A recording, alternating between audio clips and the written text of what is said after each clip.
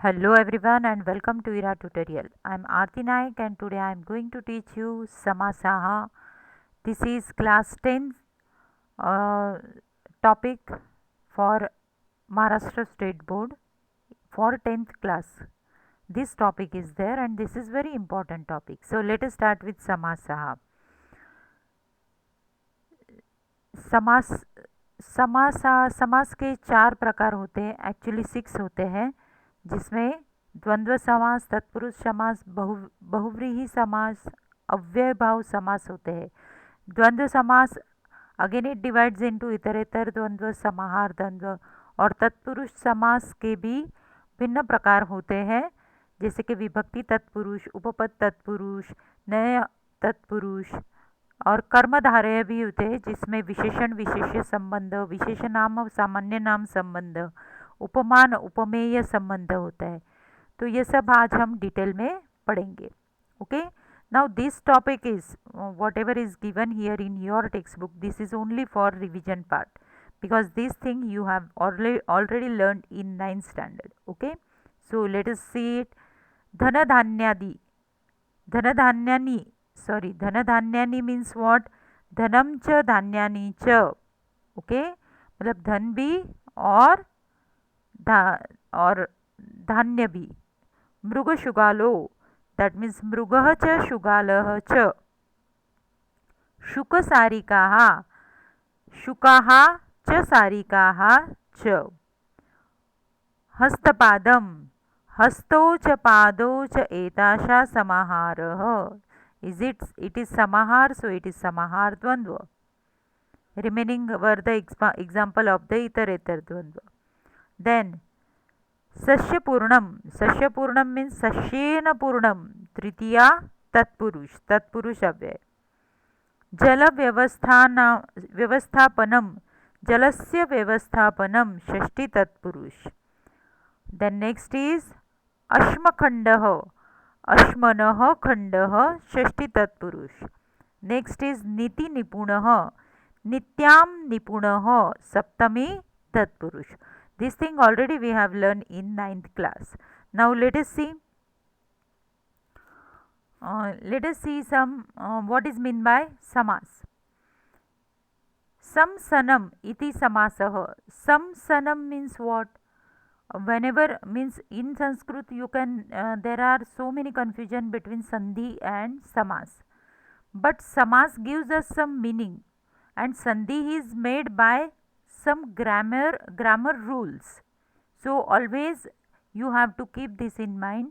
Whichever samas is there, samas is compound, it gives us new word.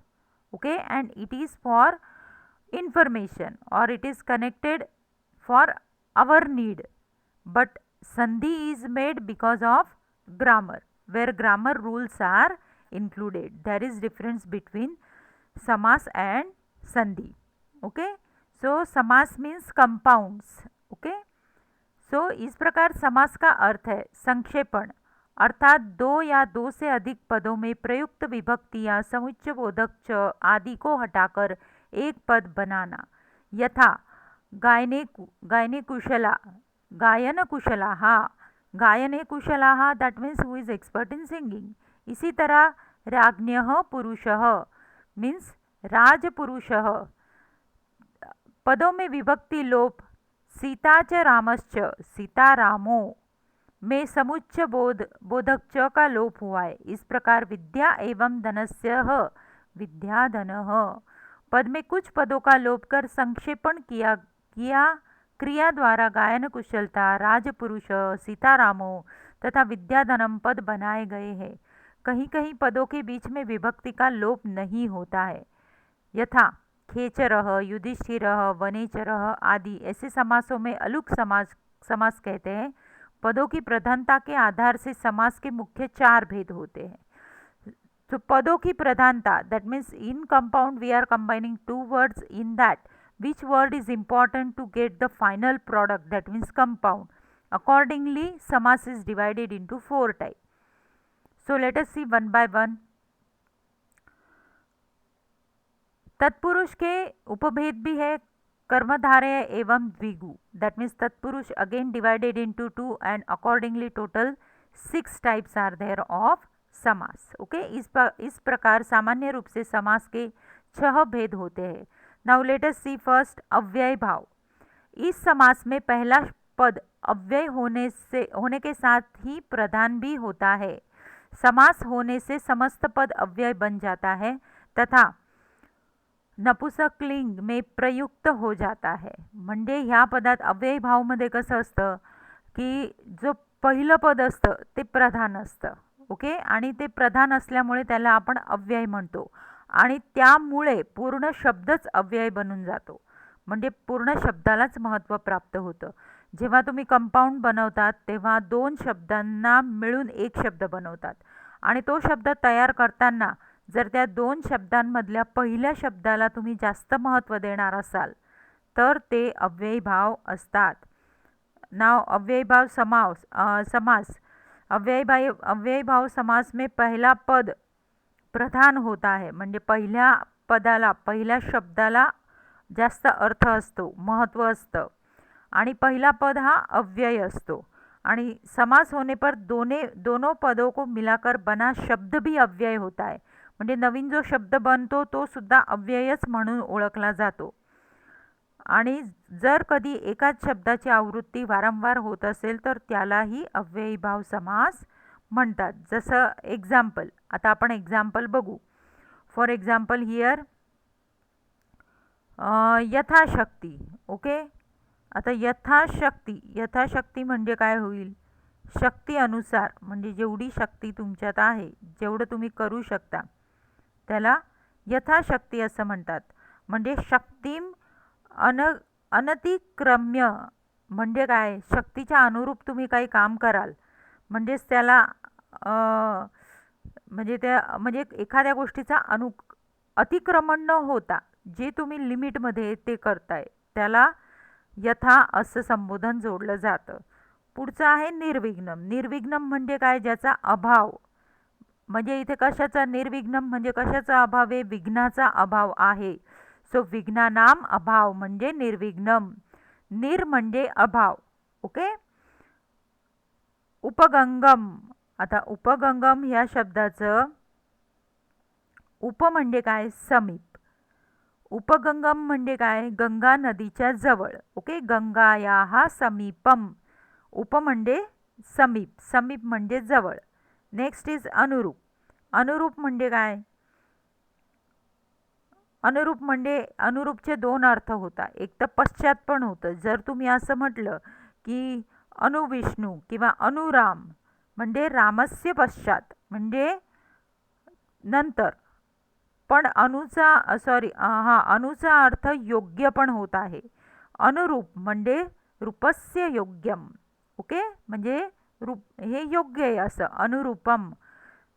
अनुचा अर्थ इथे योग्य पण होतो. अनुचा अर्थ कधी कधी पश्चात पण होतं.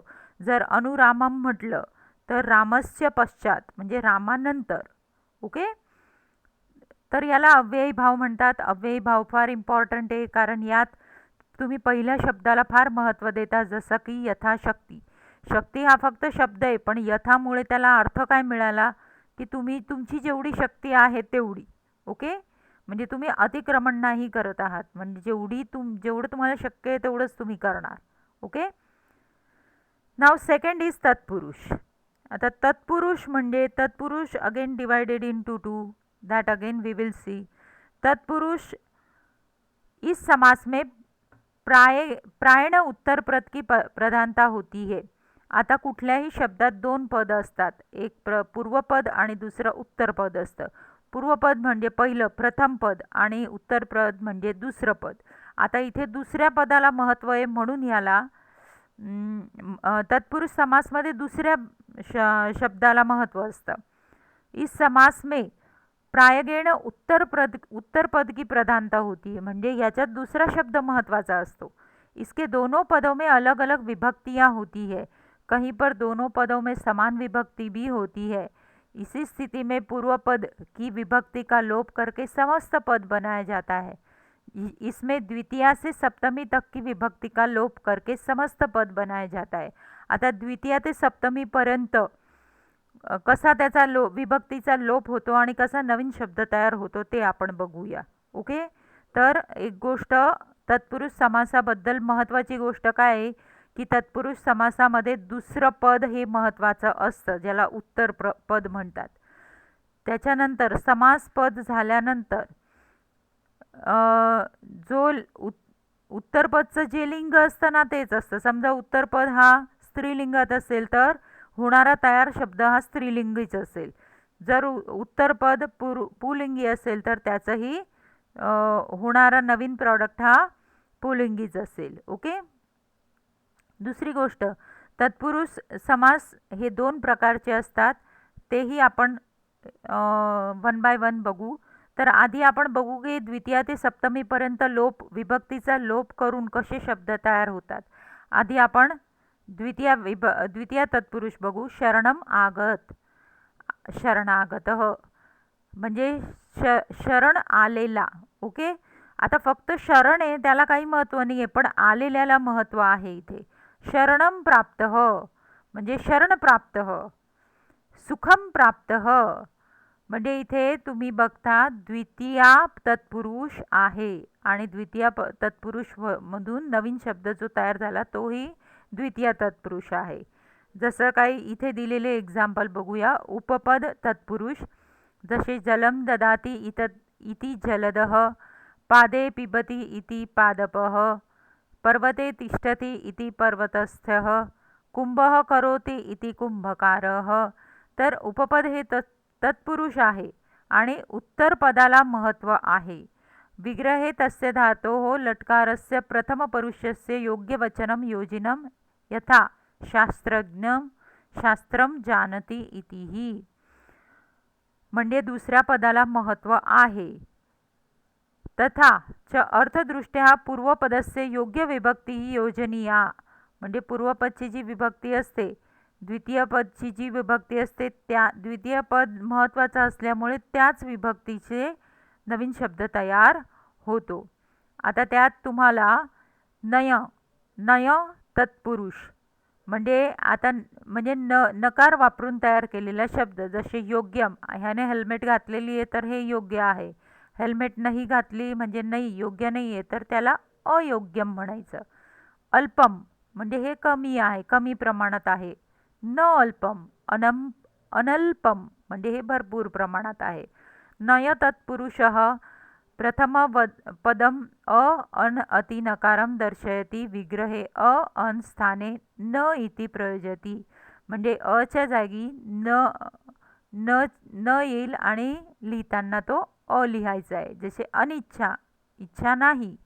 असत्यम, सत्य नाही. अशक्यम, शक्य नाही. अनावश्यक, अनावश्यकम, आवश्यक नाही. आता आपण तृतीय पुरुषचे उदाहरण बघू. पितायुक्तः पितृयुक्तः, सर्पेण दृष्टः सर्पदंशः, शरणे विद्वः शरविद्यः, अग्निनां दग्धः अग्निदग्धः, धनेन हीन धनहीन, विद्यायाहीन विद्याहीनः. आता चतुर्थी तत्पुरुषचे उदाहरण बघू. भूताय बलिः भूतबलिः, दानाय पात्रं दानपात्रं, युपाय दारू युपदारू, स्नानाय इदं स्नानार्थम. पंचमी विभक्तीचे उदाहरण बघू आपण. तत्पुरुष समास बघतोय आणि त्यात पंचमी विभक्ती आली की तिचा लोप कसा होतो ते बघू. चोरात भयम चोर भयम, रोगात मुक्तः रोगमुक्तः, अश्वात पतितः अश्वपतितः, स्वर्गात पतितः स्वर्गपतितः, सिंहात भीतः सिंहं भीतः, राज्ञपुरुषः राजपुरुषः. ही षष्ठी तत्पुरुषची उदाहरण आहेत. देवानां पतिः देवपतिः, नारायणां पतिः नरपतिः, देवस्य पूजा देवपूजा, सुखस्य भोगः सुखभोगः. आता सप्तमी आणि नयपुरुष. युद्धे निपुणः युद्धनिपुणः, कार्ये कुशलः कार्यकुशलः, शास्त्रे प्रवीणः शास्त्रप्रवीणः, जले मग्नः जलमग्नः, सभायां पंडितः सभापंडितः, आता नय तत्पुरुष. ओके. न धार्मिक म्हणजे ह्याच्यात आपण उदाहरण बघितले नय तत्पुरुषचे, जसे आवश्यक, अनावश्यक. तसं न जिथे नकार असतो तिथे ॲड करून तुम्ही शब्द तयार करू शकता. जसे की न धार्मिक अधार्मिक, न सुखम असुखम, न आदिही अनादिही, न सत्यम असत्यम. तत्पुरुष समाज के दो और भी भेद होते हैं, जैसे समानाधिकरण तत्पुरुष अर्थात कर्मधारय समास आणि द्विगु समास. ओके. आता कर्मधारय समास म्हणजे काय? इनके पदों में विभक्ति समान होती है. इसके 3 स्वरूप होते हैं. कभी कभी विग्रह पदों में पूर्व पद विशेषण होता है तथा उत्तर पद विशेष्य होता है. कभी कभी पूर्व पद उपमान होता है, उत्तर पद उपमेय होता है. जसे एक्झाम्पल आपण बघू. रक्तम पुष्पम हे विशेषण संबंध दाखवते. रक्तपुष्पम म्हणजे पुष्प कसं आहे तर रक्त म्हणजे रक्ताच्या रंगाचं लाल. हरिताहा शुकाहा तर हरित शुकाहा म्हणजे पोपट कुठल्या रंगाचे आहेत तर हिरवे. स्थूलः पुरुष स्थूल पुरुषः. विविधाः वर्णाः विविध वर्णाः. हे कर्मधारेचं उदाहरण आहे. अजून उदाहरण आहे त्याचं दीर्घायष्टिका दीर्घयष्टिका. उन्नताः वृक्षा उन्नत वृक्षाः. आता विशेष नाम सामान्य नाम संबंध म्हणजे विशेष सामान्य नाम म्हणजे नाउन. ओके. Common noun. विशेष नाम आणि म्हणजे proper noun and common noun relation. Okay. विवेकानंदः नाम महोदयः विवेकानंद महोदयः. भारतः नाम देशः भारतदेशः. Now Bharat is proper noun, देश is common noun. भास्करः नाम आचार्यः भास्कराचार्यः. गंगा नाम नदीः गंगा नदीः. गंगा प्रॉपर नाउन, नदी कॉमन नाउन. सरस्वती नाम देवीः सरस्वती देवी. शेगाव इति स्थानकं Shegaon स्थानकम. Okay, so now here's a relation between proper noun and common noun are explained here. Now उपमान उपमेय संबंधः. कपूर एवं गौरः कपूरः उपमान एव. गौरः कपूर गौरः. धन एव श्यामः धनः. that means here it is what we can say उपमा दिलेली आहे त्याला. श्यामः तर घनासारखी उपमा ज्याची आहे तो घनश्यामः. पादपंकजमः म्हणजे ज्याचे पाय कमळासारखे आहेत ते पदपंकजः. मुखकमलम ज्याचा चेहरा हा कमळासारखा आहे. मुखम म्हणजे ही उपमा दिली आहे कमलम. विद्याधनम म्हणजे विद्याला उपमा दिली आहे धनाशी म्हणजे धना इतकंच मौल्यवान विद्या आहे की. गृहमंदिरः म्हणजे घराला मंदिराची उपमा दिलेली आहे. तर याला उपमान उपमेय संबंध म्हणतात जेव्हा एखाद्या गोष्टीची उपमा दिलेली असेल तेव्हा. ओके. तर इथे काही उदाहरणं बघू आपण त्याचे परत. प्रिय भाषा हा म्हणजे भाषेला प्रिय म्हटलेलं आहे. सर्व प्रदेशाः म्हणजे सर्वच प्रदेशांबद्दल बोलत आहोत. बहुजनाः बहवः जनाः म्हणजे सर्व लोकांबद्दल आहे. सुक्ती सुधा एव म्हणजे मधुर वचन आहेत हे. कमल कोमलः कमलम कोमल म्हणजे कमळासारखे कोमल आहेत. मनोमंदिरः म्हणजे मन एक मंदिर आहे. संसार सागरः म्हणजे संसार हा संसाराला सागराची उपमा दिलेली आहे. आता कधी दोन्ही पद विशेषण असतात. आपण कॉमन नाउन प्रॉपर नाउनचे बघितले आणि उपमा दिलेले बघितले. आता दोन्ही पद जर विशेषण असेल तर कंपाऊंड कसं करायचं. नीलम उत्पलम म्हणजे काय. नीलोत्पलम. विशालः वृक्ष विशाल वृक्षः. मधुरफलकम ज्येष्ठः पुत्रः ज्येष्ठपुत्रः. हे कर्मधारे विशेषण विशेष्याचे उदाहरण आहेत. कुत्सितः राजा कुराजा. सुंदरः पुरुषः सुपुरुषः. महान च असो राजा महाराजाः. आता द्विगु समास काय ते आपण बघू. जब कर्मधारय समास का पूर्व पद संख्यावाची होता है तो द्विगु समास कहता है. म्हणजे जेव्हा द्विगु समासात कर्मधारय समास जो असतो त्याच्यात एखादी संख्या ॲड झाली तर त्याला द्विगु समास म्हणायचं. फॉर एक्झाम्पल, सप्तानाम दिनानाम समारोह सप्तदिनम, पंचानाम पात्राणाम समाहारः पंचपात्रम, त्रयाणाम भुवनाम समाहारः त्रिभुवनम, पंचानाम रात्रीणाम समारोह पंचरात्रम, चतुर्णाम युगानाम समारोह चतुर्युगम. देन कभी कभी द्विगु इकारांत स्त्रीलिंग भी होता है, जैसे त्रयाणाम लोकानाम समारोह त्रिलोकी, पंचानाम वटानाम समारोह पंचवटी, सप्तानाम शतानाम समारोह सप्तशती, अष्टानाम अध्यायानाम समारोह अष्टाध्यायी. म्हणजे तुम्ही एकच गोष्ट लक्षात ठेवायची, द्विगु समास म्हटला म्हणजे कुठला तरी नंबर त्या उदाहरणात येणार, तो नंबर आला म्हणजे तो समास द्विगु समास. ओके. आता थर्ड टाईप ऑफ समास दॅट इज द्वंद्व समास. आता समासाचे ॲक्च्युली आपण पहिला दुसरा बघितला, दुसऱ्याचे अजून 2 प्रकार होते, म्हणजे एकूण आपण 3 शिकलो. आता आपण द्वंद्व समास बघत आहोत. द्वंद्व, जिस समस्त पद में दोनों पदों की प्रधानता होती. आता आपण अव्यय समासात बघितलं, पहिलं पद महत्त्वाचं असतं, दुसऱ्याला जास्त विशेष महत्त्व नसतं. तत्पुरुष समासमध्ये बघितलं आपण, दुसऱ्या पदाला महत्त्व असतं. आता इथे दोन्ही पदाला महत्त्व आहे. ओके, तर त्याला द्वंद्व समास म्हणतात. दोन्हीही पदांना महत्त्व आहे म्हणून याला द्वंद्व समास म्हणतात. इसके विग्रह में च का प्रयोग होता है. लवश्च कुशश्च लवकुशो, म्हणजे च हे जिथे कुठे वापरण्यात आलं समासात, जर तुम्ही त्या समासाचा ते कंपाऊंड करताना च हा शब्द वापरला तर समजून घ्यायचं ते द्वंद्व समासाचं उदाहरण आहे. द्वंद्व समासचे परत 2 भाग आहेत. इतरेतर द्वंद्व. इतरेतर द्वंद्व म्हणजे काय, जिस समस्त पद में दोनों पदों का अर्थ अलग अलग होता है. म्हणजे दोन्ही शब्दांचा अर्थ अलग आहे, वेगळे आहेत, दोन्ही शब्द भिन्न आहेत पण ते सोबत म्हटले जातात, त्याला इतरेतर द्वंद्व म्हणतात. उदाहरण, पार्वतीश्च परमेश्वरश्च पार्वती परमेश्वर, रामश्च कृष्णश्च रामकृष्णौ, धर्मश्च अर्थश्च कामेश्च मोक्षश्च धर्मार्थ काम मोक्षः, सीताश्च रामश्च सीतारामो, पुत्रश्च कन्याश्च पुत्रकन्ये.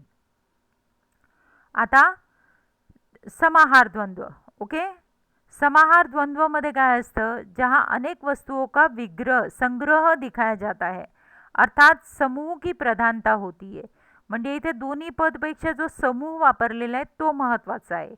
ओके, फॉर एक्झाम्पल, आहाराश्च निंद्राच भयं च इति एतेषा समाहारः आहार निंद्रा भयं, पाणी च पादोः पाणीपादं, यवाश्च चणाकाश्च यवनचणाकं, पुत्रश्च पौत्रश्च पुत्रपौत्रम. म्हणजे इथे दोन्ही शब्दांना महत्त्व आहे पण ते ग्रुपमध्ये महत्त्व आहे. ओके, द्वंद्व समास के संदर्भ में विशेष बात. आता काही गोष्टी द्वंद्व समासच्या आहे ज्या तुम्ही लक्षात ठेवायच्या आहे की ऱ्हस्व इकारांत तथा ऱ्हस्व उकारांत पदशब्द जेव्हा तुम्ही लिहितात, जसं फॉर एक्झाम्पल वायुश्च सूर्यश्च, मग वायू म्हणजे उकारांत पहिला येतो, इकारांत नंतर येतो. द्वंद्व स्वरादि ह्रस्व अकारांत, म्हणजे अकारांत पद को रखा जाता है, म्हणजे ईश आणि कृष्ण. एग्जाम्पल, ईशश्च कृष्णश्च ईश कृष्णो हो. कम स्वर वाले पदों को पहला रखा जाता है, म्हणजे याचा स्वर कमी आहे. रामश्च केशवश्च, तर ज्याचा स्वर कमी आहे त्याला आधी घेतलं जातं. ह्रस्व स्वर वाले पद पहले रखे जाते हैं, म्हणजे ह्रस्व असेल पद तर तो पहिला येईल. ज्येष्ठ या पूज्य पदों का प्रयोग पहले किया जाते हैं, म्हणजे ज्याला आधी महत्त्व आहे, जसं माताश्च पिताश्च, मग याच्यात आईला जास्त महत्त्व आहे पितापेक्षा. आता बहुव्रीही समास हा शेवटचा समास आहे. हा बहुव्रीही समास हा खूपच सोपा आहे ओळखायला, कारण याच्यात एकाही पदाला महत्त्व नसतं. जिस समास में पूर्व तथा उत्तर दोनों पद प्रधान न होकर किसी अन्य पद की प्रधानता होती, म्हणजे नवीन शब्द, नवीन कंपाऊंड जो तयार होतो तो त्याला जास्त महत्त्व असतं. म्हणजे पहिलं पदही महत्त्वाचं नाही, दुसरंही पद महत्त्वाचं नाही. आपण जे 4 प्रकार बघितले, अव्ययीभावमध्ये पहिल्या पदाला महत्त्व आहे, तत्पुरुषमध्ये दुसऱ्या पदाला महत्त्व आहे आणि द्वंद्व समासमध्ये कशाला महत्त्व आहे? दोन्ही पदांना महत्त्व आहे. ओके. पण आपण जर हे द्वंद्व समासमध्ये दोघांनाही महत्त्व आहे, पण बहुव्रीही समासमध्ये एकालाही महत्त्व नाही, कुणालाच दोन्ही पदांना महत्त्व नाही. ओके. विग्रह करते समय इसमें यस्य सह आदि लगाया जाता है. फॉर एग्जाम्पल, महंतो बाहू यशस्य, म्हणजे ज्याच्या बाहू बलवान आहे तर महाबाहू. आता इथे महंतो आणि बाहू दोघांनाही महत्त्व नाही, पण महाबाहूला जास्त महत्त्व आहे, म्हणजे आपण विष्णूबद्दल बोलतोय. दश आननानी यस्यस्य, दशाननः म्हणजे 10 आणि नी म्हणजे 10 आणि शीश या दोघांनाही महत्त्व नाही आहे, पण दशाननला महत्त्व आहे. पितम अंबरम यस्यस्य पितांबरः, चत्वारि मुखानि यस्यस्य चतुर्मुखः, पंकजपाणो यस्यस्य चक्रपाणि यस्यस्य चक्रपाणिः, शूलं पाणो यस्यस्य शूलपाणिः, चंद्र एव मुख यस्यस्याः सा चंद्रमुखीः. आता आपण टेक्स्टबुकमध्ये दिलेले उदाहरण बघू. वाहनम ही ते भवती मुषको मुषकवाहनः नमस्तुते. इथे जे पिंक कलरमध्ये दिलेले ते बहुव्रीही समासाचे उदाहरण आहे. कर्णो तवरे शूर्पाकारो शूर्पकर्णः हे नमस्तुते. आनन हे गजस्येव हे देव गजाननो नमस्तुते. म्हणजे आपण इथे बघतोय की जे म्हणजे दोन्ही पद हे जेव्हा एकमेकांसोबत येतात, मूषक आणि वाहन हे सोबत येतात, तेव्हा त्यांना महत्त्व प्राप्त होतं. तसेच चंद्रस्ते सोबते भाले भालचंद्र नमस्तुते. कंठस्थी विद्यते नीलो नीलकंठाय नमस्तुते. तर भालचंद्र, नीलकंठ हे ह्या शब्दांना महत्त्व आहे. हे बहुव्रीही समासाचे उदाहरण आहे. ओके. म्हणजे याच्यात तुम्ही बघू शकता हे वेगवेगळे उदाहरणं ह्या समासाचे आहे. आता मूषकः वाहनः यशस्यः, मूषक वाहन म्हणजे ज्याचं वाहन मूषक आहे तो. श्वेतम अंबरः यशस्य म्हणजे ज्याचा श्वेतांबर श्वेत कपडे ज्याने धारण केलेले आहे. शुभ्रः वस्त्रः परत शुभ्र वस्त्र ज्यांनी धारण केलेले. पितांबरः म्हणजे ज्यांनी पितम अंबरः म्हणजे ज्याने पिवळ्या कलरचे वस्त्र धारण केलेले आहेत. तर असा त्याचा विग्रह होतो. आता आपण याच्यात बघूया. आता याच्यात आपल्याला दिलेल्या ज्या गोष्टी आहे ह्याच्यातनं आपल्याला शोधायचं आहे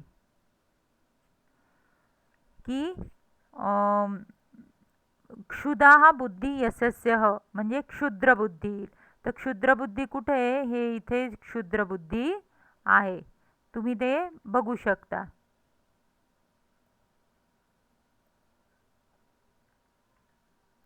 क्षुद्र बुद्धी ही इथे आहे, तुम्ही ती बघू शकता. हे बघा, क्षुद्र बुद्धी ही.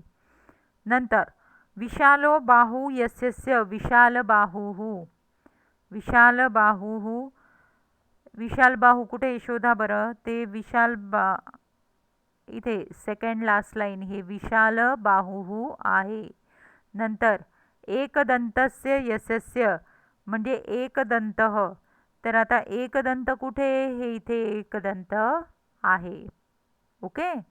त्यानंतर लब्धा शिक्षा येन सह लब्धशिक्षः. लब्धशिक्षः.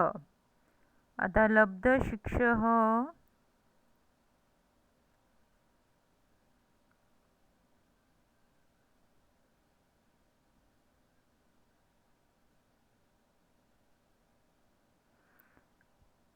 ठीक आहे, ते आपण लास्टला बघू. ईश्वरे निष्ठा यशस्य, ईश्वरनिष्ठा हा, तर ईश्वरनिष्ठा हा आपण इथे बघू शकतो, ईश्वरनिष्ठा हा आहे. नंतर भालेचंद्रस्य यशस्य भालचंद्र, तर ते तर फर्स्ट रोमध्येच आहे हे भालचंद्रस्य. ओके. पद्महस्ते यशस्य हा म्हणजे पद्महस्ता, तर पद्महस्ता आपण कुठे बघू शकतो, सगळ्यात लास्ट लाईन, पद्महस्ता हा, पद्महस्ता हा. गजस्य आननम एवं आननम यशस्य गजाननः, तर गजानन आपण कुठे बघू शकतो, third line, second third line हे गजाननः आहे. त्यानंतर आहे विमलम अंबू यस्मिन ततः, इथे आपण बघू शकतो विमलांबू. नंतर महान उदय यस्यस्य महोदयः, महोदयः इथे लास्ट लाईनला बघा महोदय आहे. नंतर न जातः शत्रु यशस्य, न जातः शत्रु यशस्य अजातशत्रुः, अजातशत्रू इथे लास्टला आहे, अजातशत्रू. ओके. अशा पद्धतीने हे तुम्ही सॉल्व करायचं आहे. आता अव्ययी भाव समास म्हणजे काय, तर प्रथम पद तथा संपूर्ण समस्त पदम अव्ययी भवती, म्हणजे त्याच्यात पहिल्या पदाला महत्त्व असतो, पहिलं पद हे अव्यय असतं आणि त्यामुळे पूर्ण शब्दच अव्यय असतो. विग्रह तू अव्ययस्य अर्थानुसारम, म्हणजे जेव्हा त्याचा विग्रह करतो तेव्हा तो आपल्याला एक मिनिंगफुल शब्द देतो, कंपाऊंड वर्ड देतो. नित्य नपुसंक लिंगम एकवचनम वर्तते, म्हणजे अव्यय भाव हा कायम, म्हणजे त्याला ओळखायचा कसा की तो कायम नपुसक लिंगमध्ये एक वचनात असतो आणि वाक्यात तो क्रियाविशेषणच्या रूपात असतो. फॉर एक्झाम्पल, श्यामः दिने दिने पाठशालाः आगच्छति, श्यामः प्रतिदिने पाठशाला आगच्छति, प्रतिदिनम पाठशालाम आगच्छति, म्हणजे दिने दिनेच्या ऐवजी आपण काय वापरलं, कंपाऊंड वर्ड कुठला वापरला, प्रतिदिनम. भारतस्य गृहे गृहे संस्कृतं भवतु, भारतस्य प्रतिगृहम संस्कृतं भवतु, म्हणजे गृहे गृहेच्या ऐवजी आपण कुठला शब्द अव्ययभाव समास वापरला, प्रतिगृहम. माता अहनी अहनी देवपूजां करोमि, माता प्रत्ययहं देवपूजां करोति. भास्करः इत्याचम अनुश्रुत्य भोजनं करोति, इच्छा अनुश्रुत्य म्हणजे जशी इच्छा असेल तसं, म्हणजेच यथेच्छम. रघुः शक्तिम अनुश्रुत्य दानं करोति, म्हणजे यथाशक्ती, त्याची जेवढी शक्ती आहे तेवढंच तो दान करतोय. छात्राः क्रमम अनुसृत्य वर्ग प्रविष्टति, यथाक्रमं म्हणजे जसा त्यांचा नंबर येईल, क्रम येईल तसेच ते वर्गात जात आहे. सकोपम सवेगम सानंदम इत्यादी अव्ययी भाव समासस्य एवं उदाहरणानि. माता बालक सस्नेह सह भोजयति, सस्नेहम. भक्तः श्रद्धया सह देवं पूजति, भक्तः सश्रद्धं देवं पूजयति. वर्षाकाले मयूराः आनंदेन सह नृत्यन्ति, वर्षाकाले मयूराः सानन्दं नृत्यन्ति. छात्राः उत्साहेन सह संस्कृतं पठन्ति, छात्राः सोत्साहं संस्कृतं पठति. These are the example of अव्ययी भाव समास. Now in this lecture I have taught you all 6 types of samas. If you have difficulty, do write in comment box and don't forget to subscribe my channel, like it and share it. Thank you.